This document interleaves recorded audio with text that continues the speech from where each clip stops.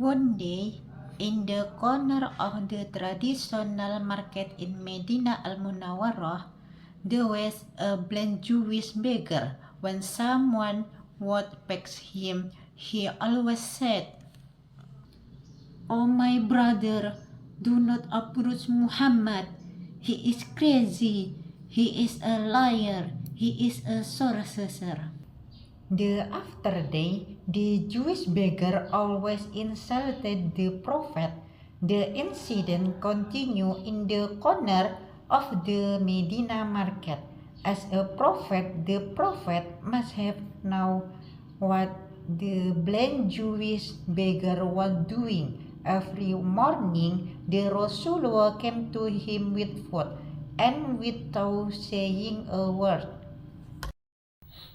the Rasulullah gave food to the beggar. When the Rasulullah gave him food, the Jewish beggar kept telling him not to approach Muhammad. The Rasulullah gave food to the Jewish beggar many times until he died. After the Prophet died, no one else brought food to the blind Jewish beggar.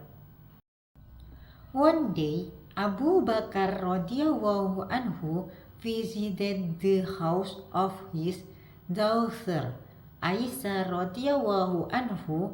He asked his daughter, "Aisyah, is there any sunnah of the Prophet Muhammad that I have not done?"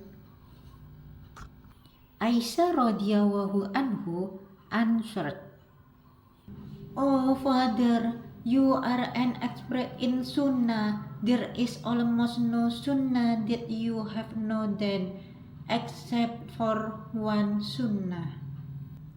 "What is it?" asked Abu Bakar. Every morning, the Rasulullah always went to the end of the market to bring food to a blind Jewish beggar there, said Aisyah.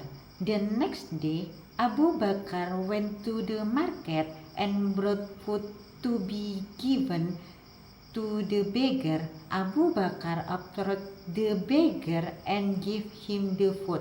When Abu Bakar started to feed him, the beggar got angry and shouted, "Who are you?"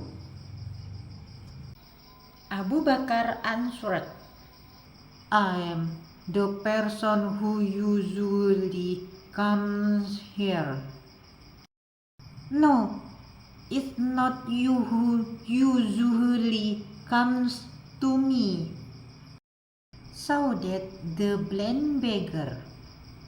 "When he came to me, this hand was not difficult to hold, and this mouth was not difficult to chew. The person who usually came to me always gave me food, but first he closed the food with his mouth. After that he gave it to me." The beggar continued his words. Abu Bakar could not hold back his thirst. He cried and said to the beggar, "It's not me who usually comes to you. I am one of his friends. That noble person is no longer here. He is Muhammad Rasulullah sallallahu alaihi wasallam." After the beggar heard the story about Abu Bakar, he cried sadly and said, "It is true. All this time I have always insulted him, slandered him. He never smiled at me at all. He came to me with food every morning. He is very noble." The beggar saw that the blind Jewish beggar finally confessed his shahadat to Abu Bakar.